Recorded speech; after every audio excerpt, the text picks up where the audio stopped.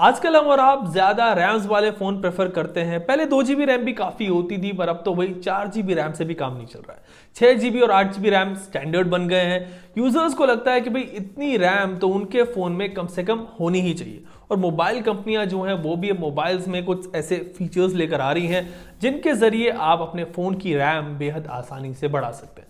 इसमें आपको कोई नया सॉफ्टवेयर डाउनलोड नहीं करना है, ना ही कोई नई ऐप ऐड करनी है और ना ही कुछ फिजिकल चिप यूज करनी है। फोन की सेटिंग्स में बस एक फीचर है, उसके जरिए आप फोन में 3 GB 4 GB तक रैम बढ़ा सकते हैं। इसको एक्सटेंडेड रैम, वर्चुअल रैम या फिर डायनेमिक रैम भी कहा जाता है। और आजकल कंपनियां जो हैं इसी के नाम पर फोन बेच रही हैं और अपने फोन्स की जो है वो बड़ी मार्केटिंग कर रही हैं। तो चलिए आज इसीलिए इस टिकटॉक वीडियो में आपसे मैं बात करूंगा वर्चुअल रैम की। बताऊंगा कि वर्चुअल रैम कैसे काम करती है, क्या इससे सच में आपके फोन की रैम बढ़ जाती है या फिर ये सिर्फ एक मार्केटिंग ट्रिक है जैसे मेगापिक्सल काउंट्स थे, इस पर भी बात करेंगे। सो दिस इज iQOO 7 और अगर आप इस फोन की सेटिंग्स में जाएंगे तो देखेंगे कि रैम सेक्शन में 8 GB प्लस 3 GB लिखा हुआ है। मतलब 8 GB रैम है और 3 GB वर्चुअल रैम है। And that's how you feel कि इस फोन में 11 GB रैम है। और ये है Realme GT 12 GB RAM variant है और इसकी रैम को आप 7 GB तक बढ़ा सकते हैं with the help of dynamic RAM expansion feature. यानी you think you are getting 12 + 7 यानी 19 GB रैम। Xiaomi भी MIUI 13 अपडेट में एक्सटेंडेड रैम का फीचर दे रही है जिसके जरिए आप हर Redmi Xiaomi फोन की रैम जो है उसको 3 GB तक बढ़ा पाएंगे। मतलब 2 GB से बढ़कर आपके फोन की रैम 5 GB हो जाएगी। अगर 4 GB है तो फिर 7 GB हो जाएगी और अगर ऐसी 6 GB रैम वाला फोन आप यूज कर रहे हैं तो 9 GB रैम हो जाएगी। Vivo फोन्स में भी आपको एक्सटेंडेड रैम फीचर मिल ही रहा है। मतलब अब हर कंपनी वर्चुअल रैम अपने फोन में लेकर आ रही है और इसी के नाम पर फोन बेचे जा रहे हैं। लेकिन क्या सच में वर्चुअल रैम या फिर डायनेमिक रैम से आपके फोन की रैम बढ़ जाती है? क्या सच में इससे आपको कोई फायदा है? आइए जानते हैं। सो वर्चुअल रैम कोई नई चीज नहीं है। कंप्यूटर वर्ल्ड में विंडोज और लिनक्स में हम पहले से ही ये टेक्निक्स यूज करते आ रहे हैं। लिनक्स में इट्स कॉल्ड स्वैपिंग और विंडोज में इसको virtual memory, paging, segmentation etcetera कहते हैं। हाँ, स्मार्टफोन्स में इट्स फेयरली न्यू टेक्निक, लेकिन ये काम स्वैप या फिर वर्चुअल मेमोरी के जैसे ही करती है।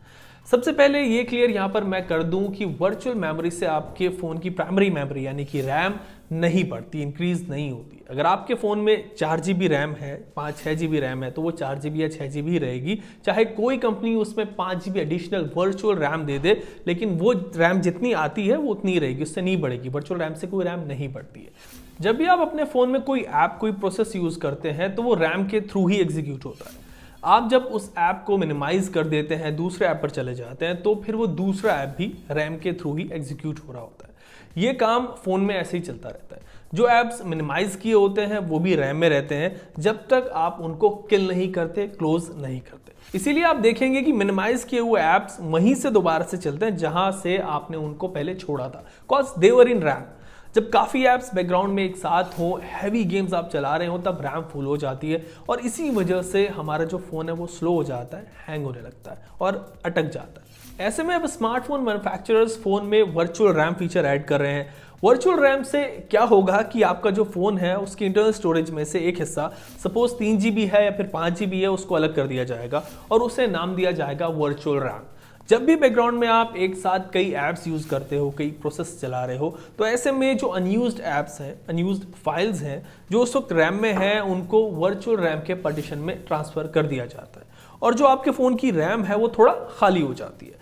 बैकग्राउंड में ऐप्स ज़्यादा वक्त तक रह सकते हैं विदाउट फिलिंग द रैम, लेकिन रैम जितनी फ़ोन में है उतनी ही रहेगी। बस जो अनयूज्ड ऐप्स और अनयूज्ड फाइल्स हैं वो जाएंगी वर्चुअल रैम में, जो आपकी इंटरनल स्टोरेज का हिस्सा है। वो रैम का पार्ट नहीं है और यही इसकी सबसे बड़ी प्रॉब्लम है। एक्चुअली रैम की स्पीड इंटरनल स्टोरेज के मुकाबले कई गुना तेज होती है। इनफैक्ट जो स्लोएस्ट रैम होती है वो भी फास्टेस्ट SSD से 10 गुना तक तेज होती है। रैम में अगर कोई प्रोसेस है, it's faster to access, click करते ही वो आपकी स्क्रीन पर है। लेकिन जब कोई प्रोसेस, कोई ऐप आइडल हो गया और इंटरनल स्टोरेज में चला गया तो app to app transition is not that smooth. But हाँ, जितना वक्त आपको ऐप को दोबारा से ओपन करने में लगता है उतना यहाँ पर नहीं लगेगा और आइडल ऐप वर्चुअल रैम में पहुंच गया है, वो वहीं से दोबारा से चल जाएगा। ऐसा तो नहीं कहा जा सकता कि इससे कुछ फायदा ही नहीं है, बट हाँ ये उतना यूजफुल नहीं है जितना मोबाइल कंपनियां आपको बता रही हैं। उनको तो भी फोन्स जो है वो अपने फोन बेचते हैं। वो पहले आपको मेगापिक्सल्स की रेस में लगा रही थी, अब आ गई है वर्चुअल रैम की रेस, जिससे आपको बचकर रहना है। अगर ये फीचर आपको सॉफ्टवेयर अपडेट के जरिए मिल रहा है तो दैट्स फाइन, बट इसके लिए आप फोन चेंज कभी मत करना, इसकी सोचना भी नहीं, बल्कि फोन लेते वक्त भी इस फीचर को आप कंसिडर ना करें, cause it doesn't increase your phones RAM.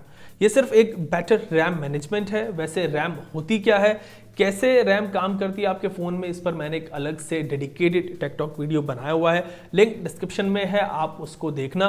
और अगर कोई सवाल आपके पास हो इससे रिलेटेड तो you can ask that in comment section. आज के लिए इस वीडियो में इतना ही। Keep watching Tech talk.